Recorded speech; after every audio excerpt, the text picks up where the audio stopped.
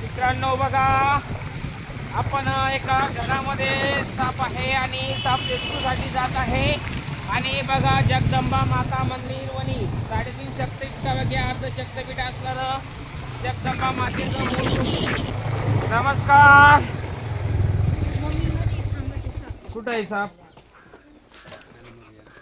तर मित्रांनो बघा, आपण साप रेस्क्यूसाठी आलेलो आहे आणि हे बघा लागणारं साहित्य, पिशवी, बरणी, टॉर्च वगैरे घेऊन आलेलो आहे. कारण बघा, अडचणीची जागा असते, दिसत पण नाही, अशा ठिकाणी बॅटरीचा वापर करावा लागतं.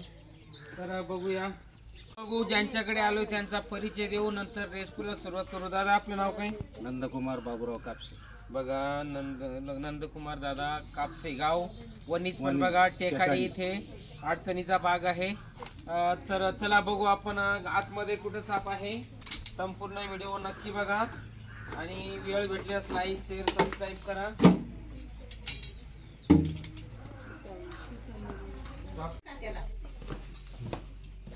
बाहेर काढायचे. तर मित्रांनो बघा, साप कोठीच्या आतमध्ये खालून बी निघू शकतो बरं का ते. काही नाही ते बरोबर ते काही नाही. ते तिकडे उंदीर खाल्लेला आहे. बघा, साप कुठे येऊन बसलेला आहे डायरेक्ट आतच्या रूम मध्ये. आणि ह्याच्या गोदड्या आहे, झोपण्याची जागा आहे त्यांची. तर इथं साप आलेला आहे. हे बघा, बघा त्यांनी काहीतरी खाल्लेलं आहे. चला तर आपण मोकळ्या वातावरणात घेऊन जाऊ. बघा, आपण अडचणीचा भाग आहे, योग्य अशी काळजी आणि मेहनत घेऊन हा साप रेस्क्यू केलेला आहे. नाव काय आहे याचं? चला तर आपण बाहेर जाऊ, नंतर या सापाबद्दल तुम्हाला माहिती देऊ.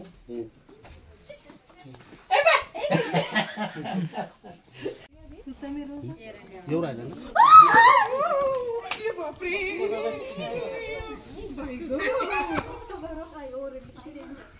बघा, तर या सापाबद्दल माहिती सांगायची म्हटली तर हा भारतातील अत्यंत चपळ, खूप भित्रा, खूप तरबेज असा साप आहे. बघा, या सापाला धामण या नावाने ओळखलं जातं. इंग्लिश मध्ये इंडियन रॅट स्नेक, काही ठिकाणी घोडापछाड या नावाने ओळखलं जातं, काही ठिकाणी कांबळ्या सुद्धा म्हटलं जातं. बघा, या सापाचं आवडीचं खाद्य हे उंदीर आहे आणि उंदराच्या शोधामध्ये अर्धा 1 किलोमीटर वरून सुद्धा हा साप आपल्या घरामध्ये येऊ शकतो. अशा वेळी बघा, आपण आपल्या घरात उंदरं असणार नाही याची पूर्णपणे काळजी घ्या, कारण उंदरा असल्यानंतर साप हा येतच असतो. बघा, तुम्ही पोटाच्या इथं आतमध्ये बघू शकता, त्याने काहीतरी खाल्लेलं आहे, उंदीरच असावा. हे बघा, आणि बघा तुम्हाला या सापाबद्दल जे धामण सापाचे जे 6 प्रकार असतात, आपण साईडला स्क्रीनवर टाकत आहे.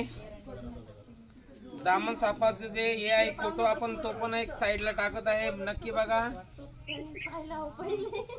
तर बघा, या सापाला कोणत्याही प्रकारची इजा, हानी, नुकसान न होऊन देता बघा आपण या सापाला योग्य अशी काळजी घेऊन आपण आणलेल्या एका पिशवीमध्ये टाकणार आहे आणि काही वेळातच आवड हवी अशा निसर्गाच्या दिशेने रिलीज करणार आहे.